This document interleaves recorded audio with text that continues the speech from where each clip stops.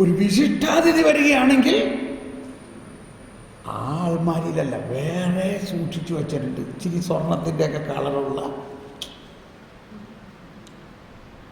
പാനപാത്രം. ഇനി ഈ പാനപാത്രത്തിൻ്റെ ഒരു ചട്ടമുണ്ട് ഈ ഇസ്രായേലിൽ. അതായത് ഈ പാനം ചെയ്യാനുള്ള പാത്രം, എന്താ പാനം ചെയ്യണത്? വീഞ്ഞാണ് പാനം ചെയ്യുന്നത്. നമ്മുടെ വീട്ടിൽ അവരുടെ ചടങ്ങനുസരിച്ച് വീട്ടിലൊരാൾ വരുമ്പോൾ ഏത് പാനപാത്രമാണ് കൊടുക്കുന്നത്, അതിൽ എത്ര അളവുണ്ട് എന്നതനുസരിച്ചാണ് ആ അതിഥി എത്ര വിശിഷ്ടനാണെന്ന് അവർ വിശിഷ്ട അതിഥിയായിട്ട് അവർ പരിഗണിക്കുന്നുണ്ടോ എന്ന് മനസ്സിലാവുന്നത്. ഇത് കണ്ടോ, ഇപ്പം ഇത്രയും പകുതി തരികയാണെങ്കിൽ ആ അതിഥിയെ അവരൊരു സാധാരണക്കാരനായിട്ട് മനസ്സിലാക്കുന്നത്. മറിച്ച് ആ പാനപാത്രം അത് നല്ല മനോഹരമായ ഒരു പാനപാത്രമായിരിക്കുകയും അത് വക്കോളം നിറച്ചിട്ടുണ്ടെങ്കിൽ, പാനപാത്രം തുളുമ്പുന്ന അവസ്ഥയിലാണെങ്കിൽ ഈ അതിഥി ഏറ്റവും വിശിഷ്ടാതിഥിയാണ്.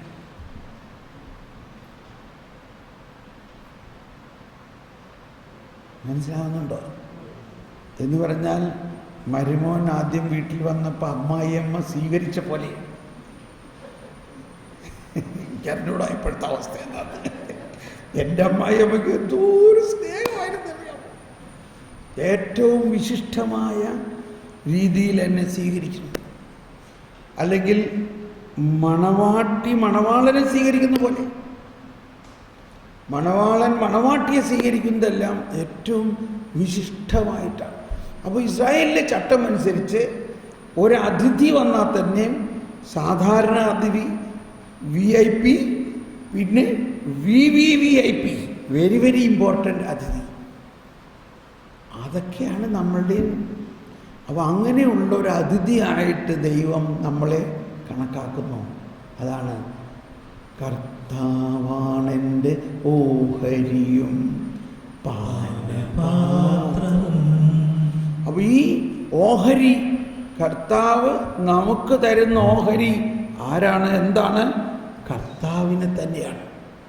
അതാണ് നമ്മൾ പുതിയ ഉടമ്പടിയിൽ ഈശോ പറയുന്നത്, ഇത് ഞാൻ നിനക്ക് തരുന്ന എൻ്റെ രക്തം കൊണ്ടുള്ള പാനപാത്രമാണ്, ഇത് നീ പാനം ചെയ്യുവിൻ എന്ന് പറഞ്ഞാൽ എന്താ തരുന്നത്? എൻ്റെ ആത്മദാനം ഞാൻ നിനക്ക് തരികയാണ്, എൻ്റെ ജീവൻ ഞാൻ നിനക്ക് തരികയാണ്. കർത്താവാണെൻ്റെ ഓഹരിയും പാനപാത്രം. ഇതൊക്കെ ഈ സംഭവം നടക്കുന്നതിന് 1000-ലധികം വർഷം മുമ്പ് പരിശുദ്ധാത്മാവ് ഇതുപോലെ എഴുതിയിരിക്കുന്നത് അന്ന് ആർക്കും മനസ്സിലായിട്ടുണ്ടാവില്ല. കർത്താവ് ഈശോ മിശിഹായ്ക്ക് മാത്രമേ അന്നത് മനസ്സിലായിട്ടുണ്ടാവുള്ളൂ. ഇന്ന് നമുക്കെല്ലാവർക്കും. പക്ഷെ നമുക്കും ഇപ്പോൾ ഇത് ഇപ്പോഴേ മനസ്സിലായി തുടങ്ങണുള്ളൂ അല്ലേ? ഈ രീതിയിൽ ഈ സങ്കീർത്തനത്തിനെ നമ്മൾ ധ്യാനിച്ച് പ്രാർത്ഥിച്ചിട്ടുണ്ടോ? അപ്പം ഇതാണ് ജ്ഞാനം. സങ്കീർത്തനത്തിൽ മുഴുവനും ദൈവത്തിൻ്റെ ജ്ഞാനമാണ് നിറഞ്ഞിരിക്കുന്നത്. ദൈവത്തിൻ്റെ ജ്ഞാനം. ആ ദൈവത്തിൻ്റെ ജ്ഞാനം നമ്മളിലേക്ക് ആ രീതിയിൽ വ്യാഖ്യാനിച്ച് വരുമ്പോഴാണ് ഇപ്പം നമ്മൾ ആരാന്ന് വിചാരിച്ച് നമ്മൾ ദൈവത്തിന് ഏറ്റവും പ്രിയപ്പെട്ടവരും ദൈവം നമുക്ക് അഭികാമ്യമായ ദാനമാണെനിക്ക് അളന്നു കിട്ടിയിരിക്കുന്നത് വിശിഷ്ടമായ അവകാശം. കേട്ടോ, ദൈവം നമ്മുടെ അവകാശമാണ്. ദൈവം നമ്മുടെ അവകാശമാണ്. അതുകൊണ്ട് പറഞ്ഞ എല്ലാവരും, ദൈവം നമ്മുടെ അവകാശമാണ്. ദൈവം നമ്മുടെ ജന്മാവകാശമാണ്. ദൈവം നമുക്ക് നൽകുന്നത്, ഓഹരിയായി നൽകുന്നത്, നമ്മുടെ പിതൃസ്വത്തായി നൽകുന്നത് ദൈവത്തെ തന്നെയാണ്. ആ ദൈവം ദൈവത്തെ തന്നെ തൻ്റെ ശരീരവും രക്തവുമായി നമുക്ക് നൽകുന്നു. എന്റെ ശരീരം സുരക്ഷിതമായി വിശ്രമിക്കുന്നു. അവിടുന്ന് പാതാളത്തിൽ തള്ളുകയില്ല. അങ്ങയുടെ പരിശുദ്ധൻ ജീർണിക്കാൻ അനുവദിക്കുകയില്ല. അപ്പൊ അങ്ങനെ ജീർണിക്കാൻ അനുവദിക്കാത്ത ആ ശരീരത്തെ നമുക്ക് ഭക്ഷിക്കാൻ തന്നുകൊണ്ട് നമ്മുടെ ഈ ജീർണിക്കുന്ന ശരീരത്തെ ജീർണതയില്ലാതാക്കി മാറ്റുന്നു വിശുദ്ധ കുർബാനയിൽ തന്നെ. അതാണ്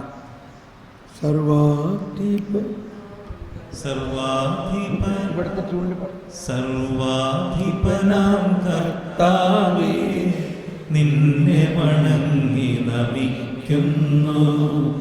ഈശോനാഥ വിനയമോടെ നിന്നെ നമിച്ചു പുകഴ്ത്തുന്നു. മർത്യനു നിത്യമഹോന്നതമാം ഉദ്ധാനം നീ അരുളുന്നു. അക്ഷയമവനുടെ ആത്മാവിൻ ഉത്തമ രക്ഷയുമേകുന്നു.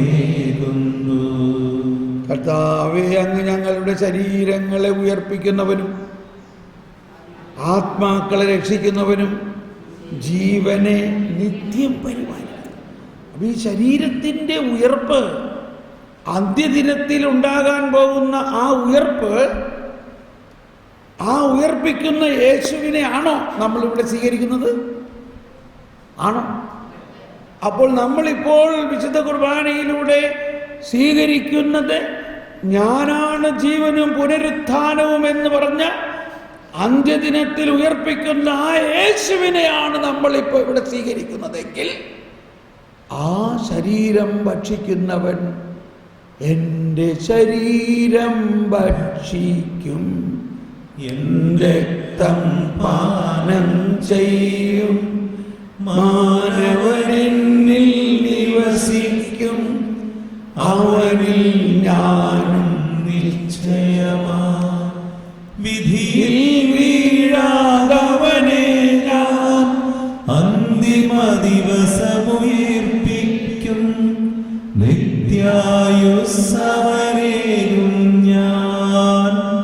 ഏവം നാഥനരുൾ ചെയ്തു. ഈ അന്ത്യദിനത്തിൽ ഉയർപ്പിക്കുന്ന ആ ഉയർപ്പ് തന്നെയായ ദൈവം മുൻകൂട്ടി ഇവിടെ നമ്മൾക്ക് അപ്പമായിട്ട് നമ്മളിൽ വന്നുകൊണ്ട് അന്ത്യദിനത്തിൽ വരാനിരിക്കുന്ന നമ്മുടെ ശരീരത്തിൻ്റെ ഉത്ഥാനത്തിൻ്റെ ഒരാസ്വാദനം മുൻകൂട്ടി ഇവിടെ നൽകുകയാണ്.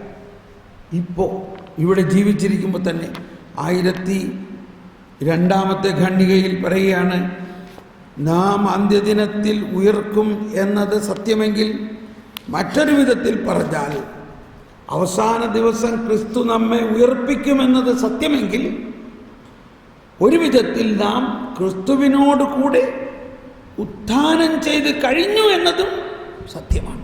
എന്തെന്നാൽ പരിശുദ്ധാത്മാവിൻ്റെ പ്രവർത്തനത്താൽ ക്രിസ്തീയ ജീവിതം ഭൂമിയിൽ ഇപ്പോൾ തന്നെ ക്രിസ്തുവിൻ്റെ മരണത്തിലും ഉത്ഥാനത്തിലും ഉള്ള പങ്കുചേരലാണ്.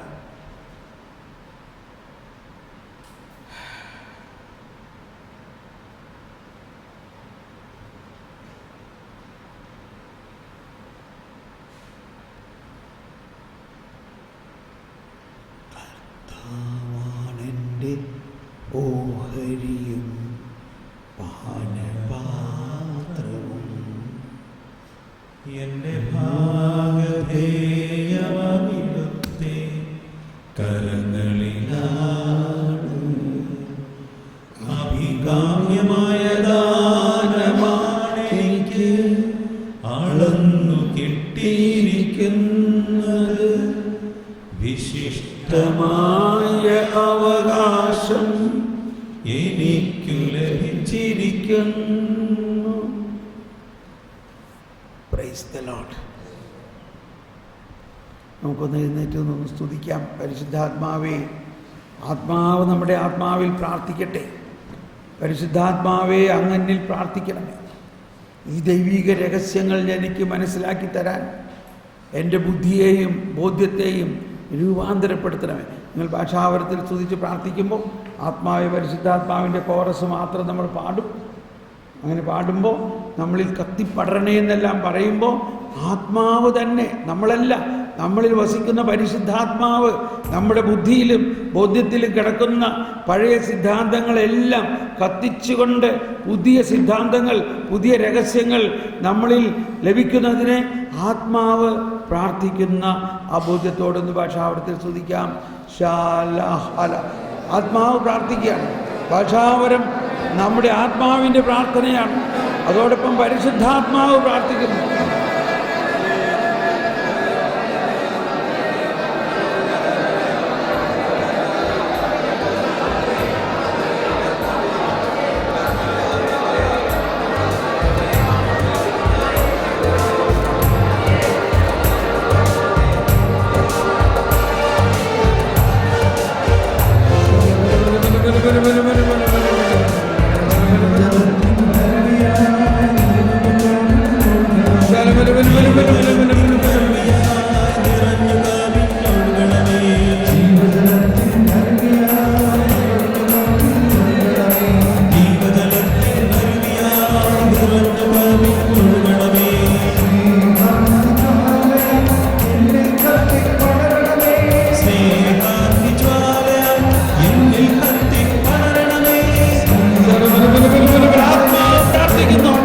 ആത്മാവ് പ്രാർത്ഥിക്കുന്നു.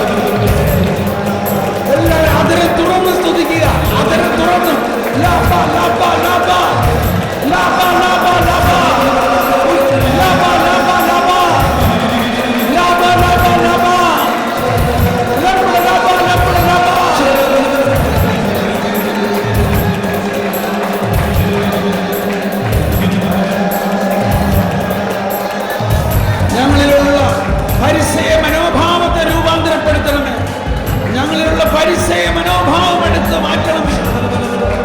ഞങ്ങളുടെ കഠിന ഹൃദയം മാറ്റണമേ.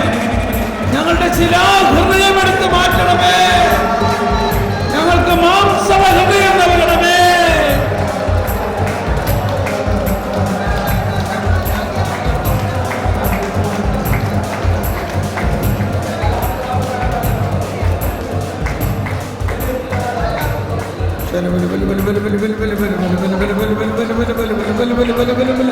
ആത്മാവ് പ്രാർത്ഥിക്കുന്നു.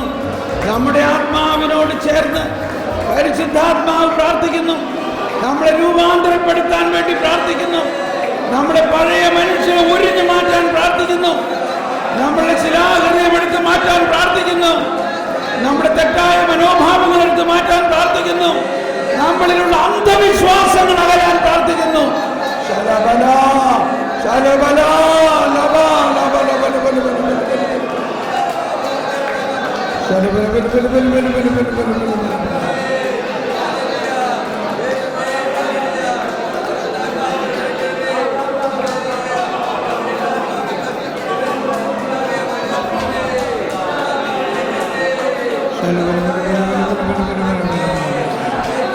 പരിശുദ്ധാത്മാവ് പ്രാർത്ഥിക്കുന്നു. ഓരോരുത്തരുടെ ആത്മാവിൽ പരിശുദ്ധാത്മാവ് പ്രാർത്ഥിക്കുന്നു. ഓരോരുത്തരുടെ കടന്നുകൂടിയിരിക്കുന്ന എല്ലാ അന്ധവിശ്വാസങ്ങളെയും പരിശോധിച്ച് പിതാവിനാൽ നടാത്ത ചെടികളെല്ലാം പിഴുതു മാറ്റണമേ. അജ്ഞത അകറ്റണമേ. അന്ധത അകറ്റണമേ. പാഷാണ്ഡതകൾ അകറ്റണമേ. തെറ്റായ ബോധ്യങ്ങൾ അകറ്റണമേ.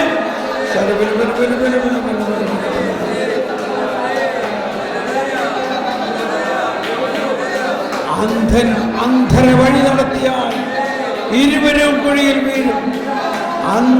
അന്ധനെ വഴി നടത്തിയാൽ ഇരുവരും കുഴിയിൽ വീഴും. ഞങ്ങളിലുള്ള അന്ധത അകറ്റണമേ.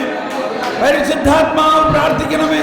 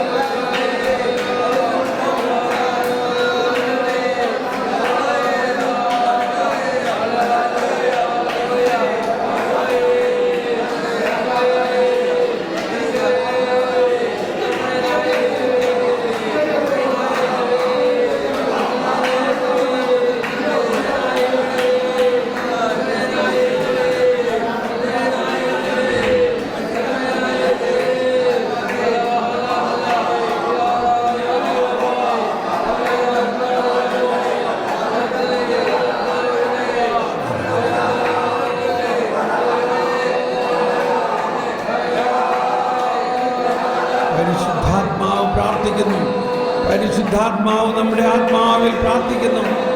ദൈവഹിതമനുസരിച്ച് ദൈവഹിതം നമ്മളിൽ സംഭവിക്കുന്നതിന് ദൈവിക ചിന്തകൾ അനുസരിച്ച് ചിന്തിക്കുന്നതിന്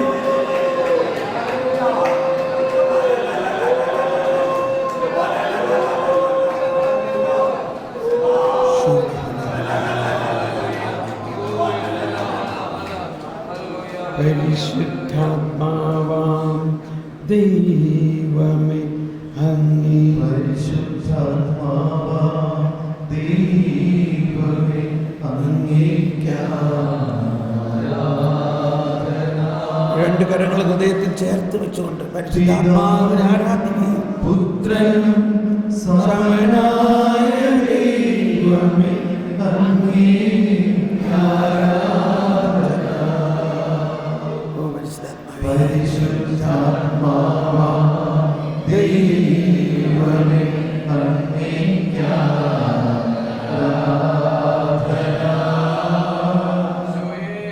പിതാവിനും പുത്രനും സമനായ ദൈവമേ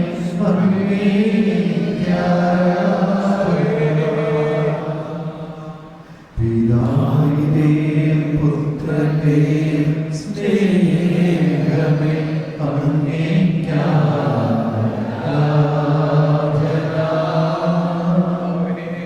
സ്നേഹം സ്നേഹം സ്നേഹഭാവേ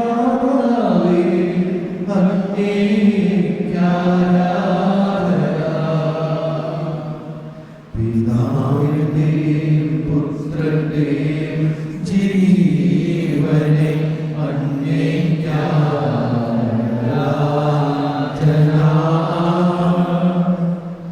ജീവൻ ജീവൻ ജീവദാതാവേ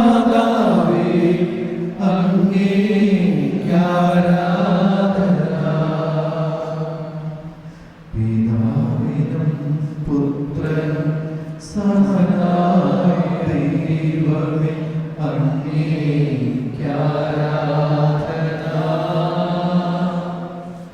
ത്രിത്വത്തിൽ മൂന്നാമനാം ദൈവമേ അങ്ങേക്കെന്നെന്നും ആരാധന സ്നേഹമേ ആരാധന ജീവനേ ആരാധന സ്നേഹമേ ആരാധന.